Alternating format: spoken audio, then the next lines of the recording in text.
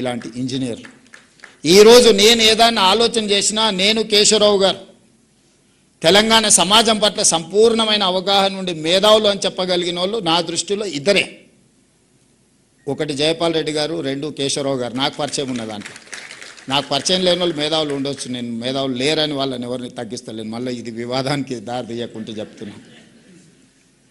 జయపాల్ రెడ్డి గారిని ఇందులో భాగస్వామ్యం చేయడానికి వారు లేరు. అందుకే కేశవరావు గారిని విద్యా సంబంధించిన అంశాలు క్షుణ్ణంగా మీరు పరిశీలించండి, మీరు పూర్తి స్థాయి సమయం ఇవ్వండి. నేను సమయం ఇచ్చిన రాజకీయ పరంగా పొలిటికల్ ఎగ్జిక్యూటివ్ జాబ్ మాత్రమే నేను చేయగలను. ఎగ్జిక్యూటివ్ ఎడ్యుకేషన్ అందించాలంటే మీ సహకారం కావాలి, మీరు బాధ్యత తీసుకోండి అని కేశవరావు గారిని రిక్వెస్ట్ చేసి ప్రభుత్వ సలహాదారుడుగా ముఖ్యంగా విద్యాశాఖను వారి పర్యవేక్షణలో ఈరోజు ఈ ప్రభుత్వం ముందుకు తీసుకెళ్తుంది. అందుకే ఈరోజు పిల్లల్ని బడికి తేవడం, బడికి వచ్చిన పిల్లల్ని ప్రయోజకులను చేయడం చాలా క్యాజువల్ యాటిట్యూడ్లో మనం తీసుకుంటూ వచ్చినాం. ఎందుకంటే గత ప్రభుత్వాలు కానీ ప్రభుత్వంలో ఈరోజు కూడా వెల్ఫేర్ అనే దానికి ఉన్న ప్రాధాన్యత లేదు. ఓట్లను సాధించుకునే ఆలోచనలకు అనుకూలమైన నిర్ణయాలు ప్రభుత్వాల మొదటి ప్రాధాన్యతలో ఉంటున్నాయి. అవి అవసరమే, అధికారం ఉంటేనే ఇవన్నీ చేయగలం. కానీ అధికారంలోకి వచ్చిన తర్వాత కూడా అన్నీ అవే చేస్తే కూడా ఈ సమాజానికి అన్యాయం జరుగుద్ది.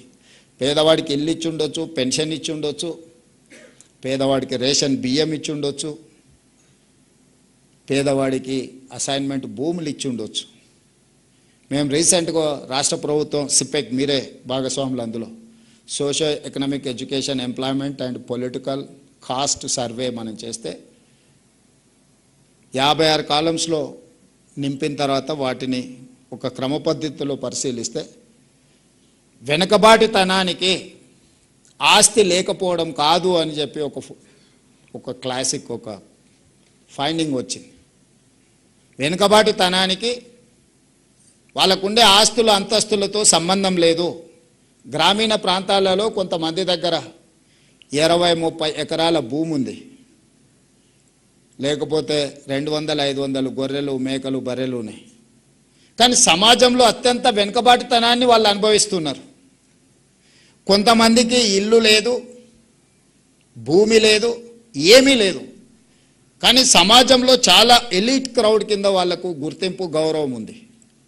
ఈ రెండింటిని నేను మా అధికారులతో మాట్లాడి ఏంది డిఫరెన్స్ అని, సార్ ఆస్తి ఉన్న వాళ్ళకు చదువు లేదు, వాళ్ళు అత్యంత వెనుకబాటుతనాన్ని అనుభవిస్తున్నారు మానసికంగా. కానీ ఒక దళితుడో, ఒక గిరిజనుడో, లేకపోతే ఒక ఆదివాసియో బాగా చదువుకొని ఒక డాక్టరో, ఒక ఇంజనీర్గానో, ఒక లాయర్గానో, ఒక ఐఏఎస్గానో రాణించి సమాజంలో అత్యంత ముందల నిలబడ్డాడు. అతనికి ప్రభుత్వం మీద ఆధారపడే అవసరమే లేదు, అతనే 10 మందికి సహాయాన్ని అందించే పరిస్థితి ఉంది. So outcome of this survey report is that education is foundation for your development, not your financial status. కొంతమంది యాదవ్ సోదరులు, మా కురుబ సోదరులు 30-40 ఎకరాల భూమి ఉంది, 100-200 మేకపిల్లలు ఉన్నాయి, అవసరం అనుకుంటే 1 కేజీ బంగారం ఉంది. కానీ పిల్లల్ని చదివించుకోకపోవడం వల్లనో లేకపోతే ఇతర కారణాల వల్ల వాళ్ళు ఈ సమాజంలో జరుగుతున్న మార్పును, ఈ సమాజం ఏ వైపు పోతుందో వాళ్ళు తెలుసుకునే అవకాశమే లేకుండా పోయింది. కానీ because of reservation, because of other aspects, neglected communities నుంచి వచ్చిన వాళ్ళు మంచి ప్రయోజకులైన డాక్టర్లు, ఇంజనీర్లు అవ్వడం వల్ల ఈరోజు సమాజం వాళ్ళందరినీ గౌరవిస్తుంది. సమాజంలో ఆస్తులు ఉన్న వాళ్ళు చాలామంది వచ్చి వాళ్ళకి నమస్కారం పెడుతున్నారు. వాళ్ళ దగ్గర అవసరానికి వచ్చి చేయి చేస్తున్నారు, మీరు సాయం చేయండి సార్, మీరు వైద్యం చేయండి సార్, మీరు మా పిల్లలకు చదువు చెప్పండి సార్, మీరు కలెక్టరో లేకపోతే మీరు ఐపీఎస్ఓ అయితే వాళ్ళ దగ్గరికి వెళ్ళి మా ఈ సమస్య ఉన్నది పరిష్కరించండి సార్, మా గ్రామానికో మా కుటుంబానికో అని చెప్పుకుంటున్నాను. కానీ కోట్ల రూపాయల ఆస్తున్న వాళ్ళ దగ్గరికి ఎవరు పోయా ఏమీ అడగడం లేదు. ఎందుకు అంటే వాళ్ళకి విద్య లేకపోవడం. అందుకే మిత్రులారా, ఈరోజు రాష్ట్ర ప్రభుత్వం స్పష్టంగా ఇల్లు, పెన్షన్, అసైన్మెంట్ భూములు, ఇవన్నీ మీ జీవితంలో సమూలమైన మార్పు వస్తుంది అని నేను ఆశించడం లేదు. అవన్నీ ప్రభుత్వం చేయాల్సిందే, చేస్తుంది. ప్రభుత్వం ఆదాయం పెంచాలి, పేదలకు పంచాలి అనేది మా ఆలోచనే. కానీ ప్రతి తరానికి ఇదే చేయాల్సిన పరిస్థితి.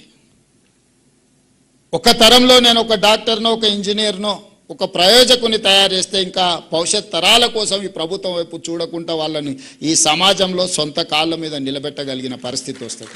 ఆ నిలబెట్టగలిగిన శక్తి మీ దగ్గరనే ఉంది. ఆ నిలబెట్టగలిగిన శక్తి ఇక్కడనే ఉంది, ఉపాధ్యాయుల దగ్గర ఉంది. బడ్జెట్ ఖర్చు పెట్టట్లేదా? పెడుతున్నాం. ఈ సంవత్సరం దాదాపుగా 30,000 కోట్లు బడ్జెట్లో 9% విద్య మీద ఖర్చు పెడుతున్నాం. ఈరోజు మీ ముందర నేను చెప్పదలుచుకున్నా, దాదాపుగా 27,50,000 మంది విద్యార్థులు తెలంగాణ రాష్ట్రంలో చదువుకుంటే ఒక్కొక్క విద్యార్థి మీద 1,08,000 కోట్ల రూపాయలు నా ప్రభుత్వం ఖర్చు పెడుతుంది. ఒక్క విద్యార్థి మీద రాష్ట్ర ప్రభుత్వం పెడుతున్న ఖర్చు 1,08,000 రూపాయలు ఈరోజు ఖర్చు అవుతుంది. నేను లెక్క తీసిన ఒక్కొక్క విద్యార్థి మీద నా ప్రభుత్వం ఎంత ఖర్చు పెడుతుందని. మరి 1,08,000 రూపాయలు నేను ఖర్చు పెట్టినప్పుడు ఆ పిల్లలకి ఎంత నాణ్యమైన విద్యను అందించాలో మీరు ఒకసారి ఆలోచన చేయండి. ఇవాళ ప్రైవేట్ స్కూల్కు పంపించుకుంటే నెలకు 2,000 ఫీజు కట్టుకున్న తల్లిదండ్రులు వాళ్ళు పెడుతున్న ఖర్చు 24,000. ఒక మంచి ప్రైవేట్ స్కూల్కి పంపిస్తే కూడా వాళ్ళ తల్లిదండ్రులు బట్టలు, పుస్తకాలు, ఇంకేమైనా పెట్టవచ్చు, ఇంకొక 24,000. యావరేజ్ 80 నుంచి 90% ప్రైవేట్ స్కూల్స్ ప్రైవేట్ కాలేజెస్కి వెళ్ళే అప్ టు 12th క్లాస్కి వెళ్ళే వాళ్ళకి సంవత్సరానికి 50,000కు మించి ఖర్చు పెడతలేం మనం, వాళ్ళ తల్లిదండ్రులు.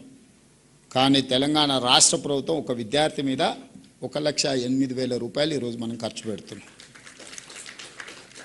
మరి తల్లిదండ్రులు ప్రైవేట్కి ఎందుకు వెళ్తుండ్రు? ప్రైవేట్లోనే చేర్పించాలని ఎందుకు అనుకుంటుండ్రు?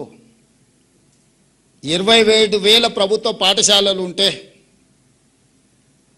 ఈ 3 సంవత్సరాలనే మన పిల్లలు పెరగడం మొదలుపెట్టి 2014 నుంచి ఎవ్రీ ఇయర్ డౌన్ఫాల్. ఇంతకుముందు యోగిత డేటా చూపిస్తుంది. ఎవ్రీ ఇయర్ 50,000, 60,000, 70,000 పిల్లలు డ్రాప్అవుట్స్ ఫ్రమ్ గవర్నమెంట్ స్కూల్స్.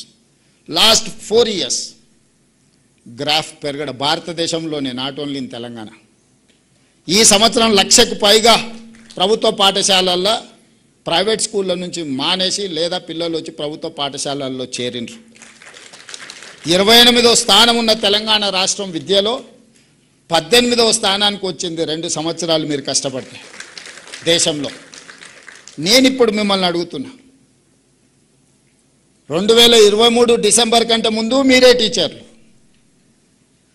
ఇవే పాఠశాలలు మారలే, పిల్లలు మారలే, మా టీచర్లు మారలే. అంతకంటే ముందు 14 నుంచి 23 వరకు ఎవ్రీ ఇయర్ ఎందుకు డౌన్ఫాల్ చూసింది? 24 నుంచి 26 వరకు ఎందుకు అప్ ట్రెండ్ చూస్తున్నాం మనం? పొలిటికల్ ఎగ్జిక్యూటివ్ యొక్క అటెన్షన్, మా అటెన్షన్, మా ఫోకస్ ఎక్కడ ఉంటుందో మా యంత్రాంగం ఫోకస్ కూడా అక్కడనే ఉంటుంది. As a team leader I have to focus on certain things. Then only my chief secretary, my education secretary or my IT secretary will focus on that. నాకే ప్రాధాన్యత లేనప్పుడు నా దగ్గర ఉన్న సిబ్బంది, నాతో కలిసి పనిచేసే సిబ్బంది ఎందుకు వాటి మీద దృష్టి పెడతారు? ఈరోజు కొంతమంది అంటున్నారు, నిన్న మన కొందరు మాట్లాడుతూ ఉండే, తెలంగాణలో విద్యాశాఖకు పూర్తి స్థాయిలో మంత్రి లేడు, అర్జెంటుగా రేవంత్ రెడ్డి గారు పూర్తి స్థాయి మంత్రిని విద్యాశాఖకు నియమించాలని.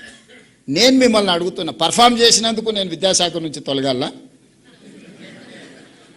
లేకపోతే నర్సరీ, ఎల్కేజీ, యూకేజీ ఇంట్రడ్యూస్ చేసి నర్సరీ నుంచి 12th క్లాస్ వరకు బ్రేక్ఫాస్ట్ ఇచ్చినందుకు నేను తొలగాలనా?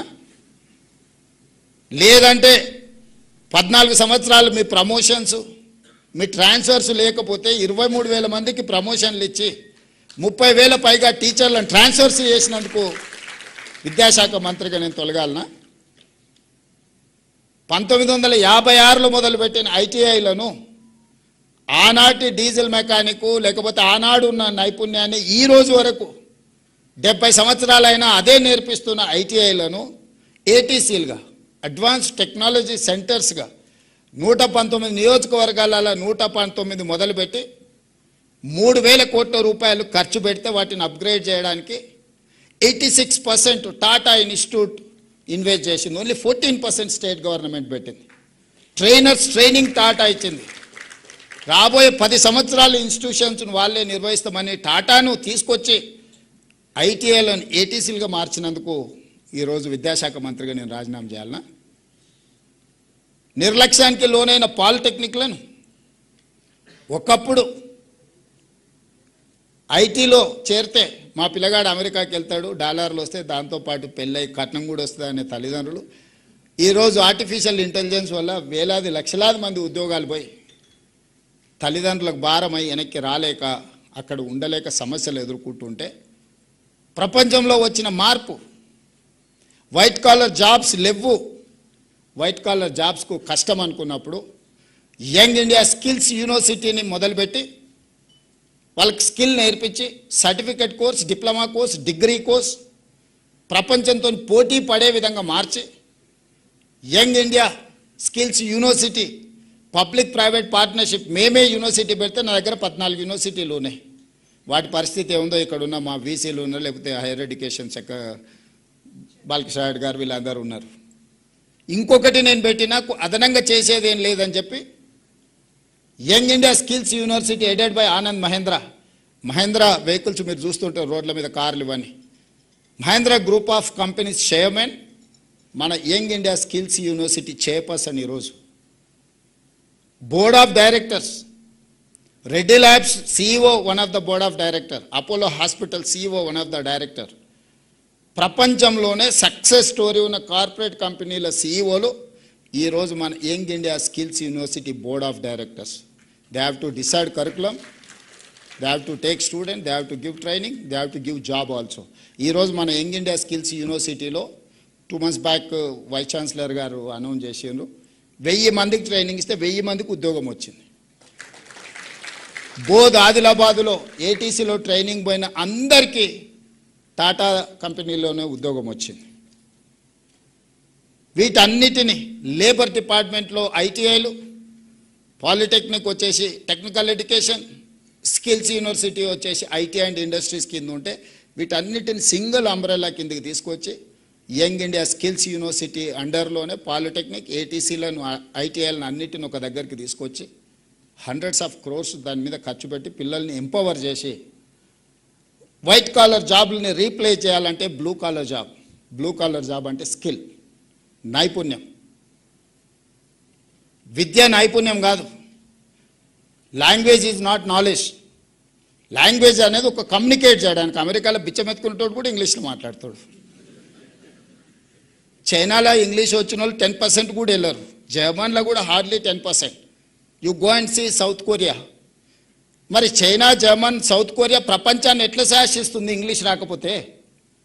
ప్రపంచాన్ని ఈరోజు ఒకవేళ చైనా గిన ఉన్న పలంగా నా అప్పు నాకు గట్టని అమెరికాని అడిగితే వాడు డబ్బులు కట్టలేక ఆ దేశాన్ని వాడికి ఇవ్వాల్సిన పరిస్థితి. అమెరికా క్యాష్ రిచ్ కాదు, చైనా ఇస్ క్యాష్ రిచ్. చైనాకున్న అప్పు అమెరికా కట్టాలంటే వాడి దగ్గర డబ్బులు లేకపోతే వాడి దేశాన్ని తీసి వాడికి అప్పచెప్పాలి. ఊర్లలో అప్పుడప్పుడు మనం భూమి ఇల్లు పెట్టి అప్పు తెచ్చుకుంటే కట్టలేక ఇల్లు భూమి వానికి అప్పులోనికి ఇస్తాం కదా పటానికి. అట్లా అమెరికా దేశాన్ని చైనాకి ఇవ్వాల్సిన పరిస్థితి.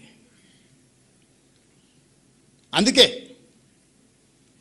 ఎవరు ఏది మాట్లాడినా, ఎవరు ఏం చెప్పినా 25 సంవత్సరాలు మనం అమెరికా వైపు చూసినాం. చాలా నేర్చుకున్నాం, చాలా సంపాదించినాం, చాలా గుర్తింపు వచ్చింది.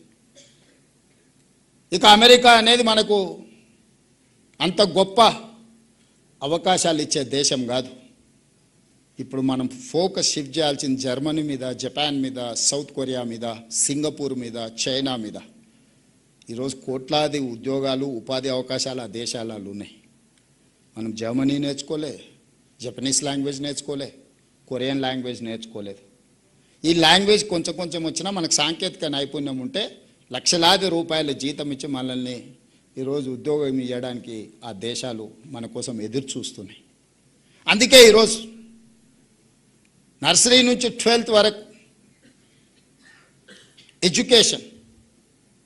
ఎడ్యుకేషన్లో లాంగ్వేజ్ ఉండొచ్చు, నాలెడ్జ్ ఉండొచ్చు. కేశవరావు గారి క్లాస్ రూమ్లో నిర్బంధ విద్య కాదు, వాడికి అవగాహన, వాడికి తెలివి, వానికి విషయ పరిజ్ఞానం ఉండాలని. 12th తర్వాత స్కిల్ వైపు షిఫ్ట్ చేయాలనేది నా ఉద్దేశం. అప్ టు 12th వరకు ప్రపంచం పట్ల సంపూర్ణమైన అవగాహన ఉండాలి. ఈ సంపూర్ణమైన అవగాహన ఇచ్చే టూలే మీరు ఇవ్వకుంటే అది జరగదు.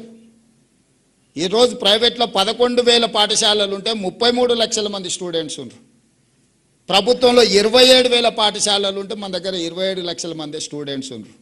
ప్రైవేట్లో 11,000 పాఠశాలల్లో 33 లక్షల పిల్లలకు చదువు చెప్పగలిగినప్పుడు మన 27,000 పాఠశాలల్లో ఎంతమంది పిల్లలకు మనం చదువు చెప్పొచ్చో మీరే ఆలోచన చేయండి. రెండవది, అప్పుడప్పుడు కొన్ని రిఫార్మ్స్ మీద మాట్లాడినప్పుడు మా ఉపాధ్యాయ సంఘాలు నా మీద కోపంగా మాట్లాడుతారు.